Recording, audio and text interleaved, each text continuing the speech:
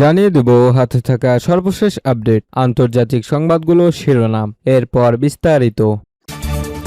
Mostafa Khamenei গুরুতর অসুস্থ, দাবি বিরোধীপন্থী সংবাদ মাধ্যমের।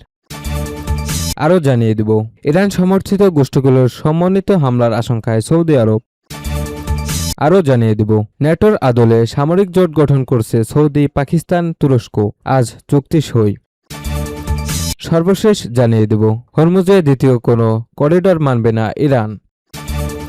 মোস্তফা খামেনি গুরুতর অসুস্থ, দাবি বিরোধীপন্থী সংবাদ মাধ্যমের। যুক্তরাষ্ট্র ও ইসরায়েলের হামলায় নিহত সর্বোচ্চ নেতা আয়াতুল্লাহ আলী খামেনির উত্তরসূরি মোস্তফা খামেনি হামলার পর থেকে ইরানের মন্ত্রিসভার কোনো সদস্যের সঙ্গে সরাসরি সাক্ষাৎ করেননি বলে দাবি করেছেন বিরোধীপন্থী সংবাদ মাধ্যম ইরান ওয়ার। প্রেসিডেন্ট মাসুদ পেজেশকিয়ানের প্রশাসনের ঘনিষ্ঠ দুটি সূত্রের বরাতে এ তথ্য জানানো হয়েছে। খবরটি ইসরায়েল ভিত্তিক সংবাদ মাধ্যম টাইমস অফ ইসরায়েলের প্রতিবেদনে বলা হয়েছে, মোস্তফা খামেনির শারীরিক অবস্থা নিয়ে ইরানের শাসক গোষ্ঠীর উচ্চ পর্যায়ের ব্যাপক জল্পনা কল্পনা চলছে। সূত্রগুলোর দাবি, তিনি গুরুতর অসুস্থ অবস্থায় রয়েছেন এবং তার জীবন নিয়ে অনিশ্চয়তা তৈরি হয়েছে। একটি সূত্র বলছে, মোস্তফা খামেনির মৃত্যুর খবর এলে তা তাদের জন্য অপ্রত্যাশিত হবে না।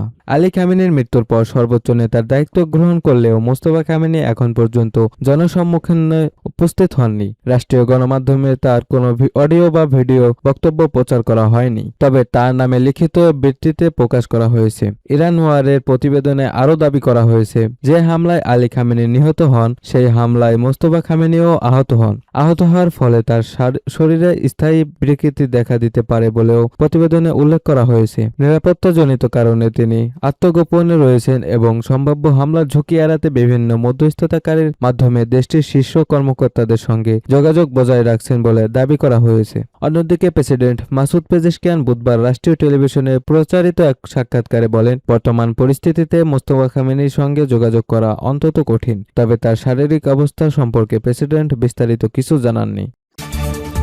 ইরান সমর্থিত গোষ্ঠীগুলোর সমন্বিত হামলার আশঙ্কায় সৌদি আরব। সৌদি আরবের বিরুদ্ধে হামলার প্রস্তুতি নিচ্ছে ইরান সমর্থিত বিভিন্ন সশস্ত্র গোষ্ঠী ও ইরানের Islamic revolutionary guard corps IRGC. এমনও বিশ্বস্ত গোয়েন্দা তথ্য পাওয়ার দাবি করেছে সৌদি আরব। বৃহস্পতিবার 6 আগস্ট রাতে সৌদি আরবের এক জ্যেষ্ঠ সূত্রের বরাত দিয়ে এ তথ্য জানিয়েছে আল আরাবিয়া। সূত্র জানায়, ইয়েমেনের হুতি বিদ্রোহী, ইরাক ভিত্তিক সশস্ত্র মিলিশিয়া এবং আইআরজিসির মধ্যে সমন্বয়ের মাধ্যমে সৌদি আরবে হামলা প্রস্তুতির ইঙ্গিত পাওয়া গেছে। এ বিষয়ে একাধিক নির্ভরযোগ্য গোয়েন্দা প্রতিবেদন হাতে এসেছে বলে দাবি করা হয়েছে। সূত্রটি আরও জানায়, সাম্প্রতিক এ তথ্য বিশেষভাবে উদ্বেগজনক, কারণ এমন সময় এসব তৎপরতার খবর পাওয়া গেছে যখন সৌদি আরব আঞ্চলিক উত্তেজনা কমানো এবং শান্তিপূর্ণ সমাধানের লক্ষ্যে প্রচেষ্টা চালিয়ে যাচ্ছে। পাশাপাশি চলমান আলোচনাগুলো ইতিবাচক অগ্রগতি দেখাচ্ছে বলে উল্লেখ করা হয়। সৌদি সূত্রের ভাষ্যে, রাজ্যটির বিরুদ্ধে কোনো ধরনের আগ্রাসন হলে তার জবাবে প্রয়োজনীয় সব ব্যবস্থা নিতে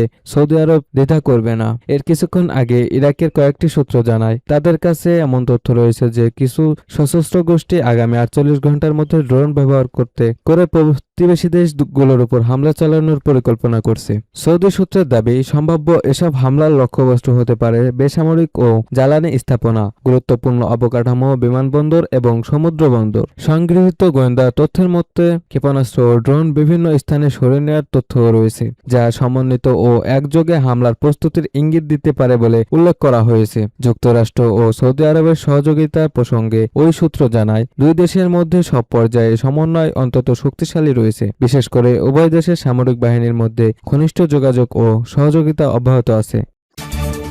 ন্যাটোর আদলে সামরিক জোট গঠন করছে সৌদি, পাকিস্তান, তুরস্ক, আজ চুক্তি সই। ন্যাটোর আদলে নতুন একটি সামরিক জোট গঠনের লক্ষ্যে সৌদি আরব, তুরস্ক ও পাকিস্তান যৌথ প্রতিরক্ষা চুক্তি করছে। বার্তা সংস্থা এএফপির প্রতিবেদনে বলা হয়েছে, শুক্রবার 7 আগস্ট সৌদি আরবের জেদ্দায় এ চুক্তি স্বাক্ষর হতে পারে। এএফপির প্রতিবেদনে সৌদি সামরিক বাহিনী ও সরকারের ঘনিষ্ঠ দুটি নাম প্রকাশে অনিচ্ছুক সূত্রের বরাত দিয়ে বলা হয়, দীর্ঘদিন ধরে এ বিষয়ে আলোচনা চললেও সাম্প্রতিক আঞ্চলিক নিরাপত্তা পরিস্থিতির কারণে প্রতিক্রিয়াটি দ্রুত এগিয়ে নেওয়া হয়েছে। প্রতিবেদনে বলা হয়, যুক্তরাষ্ট্র ও ইরানের চলমান সংঘাতের প্রেক্ষাপটে মধ্যপ্রাচ্যে নিরাপত্তার পরিস্থিতি জটিল হয়ে উঠেছে। একই সঙ্গে হরমুজ প্রণালী ও লোহিত সাগরের নৌ পরিবহনেও প্রভাব পড়েছে। এ পরিস্থিতিতে আঞ্চলিক নিরাপত্তার সহযোগিতা জোরদারের উদ্যোগ হিসেবে সম্ভাব্য এই প্রতিরক্ষা চুক্তিকে দেখা হচ্ছে। সূত্রগুলোর দাবি, চুক্তি স্বাক্ষরের আগে জেদ্দায় সৌদি যুবরাজ মোহাম্মদ বিন সালমান, তুরস্কের প্রেসিডেন্ট রিসেপ তাইয়েব এরদোয়ান এবং পাকিস্তানের প্রধান প্রধানমন্ত্রী শাহবাজ শরীফ বৈঠকে বসবেন।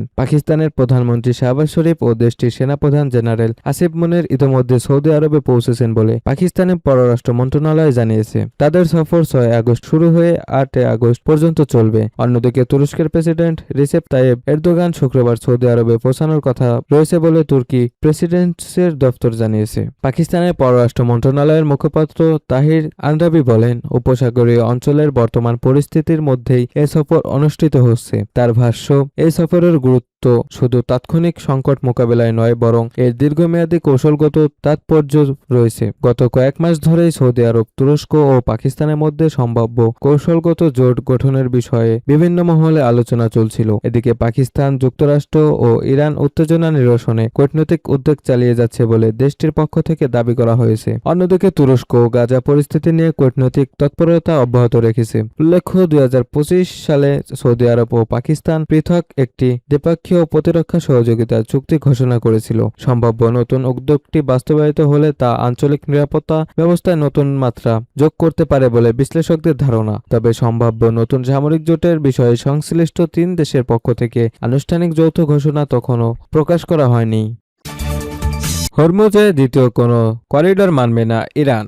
ইরানের সর্বোচ্চ নেতার জ্যেষ্ঠ সামরিক উপদেষ্টা মেজর জেনারেল মোহসিন রেজাই বলেছেন, কৌশলগত হরমুজ প্রণালীতে কোনো বিকল্প পথ বা দ্বিতীয় করিডর তৈরির সুযোগ ইরান কখনোই দেবে না। বৃহস্পতিবার 6 আগস্ট রাতে প্রকাশিত এক বিবৃতিতে রেজাই সতর্ক করে বলেন, যদি এই অবরোধ অব্যাহত থাকে তবে মার্কিন রণতরী ও বাহিনীকে মারাত্মক ঝুঁকি এবং সম্ভাব্য প্রাণহানির মুখে পড়তে হবে। ওয়াশিংটনকে তাদের অবস্থান পরিবর্তনের আহ্বান জানিয়ে তিনি আরও বলেন, বর্তমান সংঘাতময় পরিস্থিতির এই ধারাবাহিকতা ইরান কোনোভাবেই মেনে নেবে না। সম্প্রতি ইরানের সুপ্রিম ন্যাশনাল সিকিউরিটি কাউন্সিলের এসএনএসসি সচিব হিসেবে নিয়োগ পাওয়া এই কর্মকর্তা জোর দিয়ে বলেন, হরমুজ প্রণালীতে আমরা কখনোই দ্বিতীয় কোনো করিডর খোলার অনুমতি দেব না। উল্লেখ্য, হরমুজ প্রণালী বিশ্বের অন্যতম গুরুত্বপূর্ণ জ্বালানি পরিবহন পথ বা ট্রানজিট রুট। এই নৌপথ ঘিরে যে কোনো ধরনের উত্তেজনা সামুদ্রিক নিরাপত্তা এবং বিশ্বব্যাপী জ্বালানির বাজারে মারাত্মক প্রভাব ফেলতে পারে।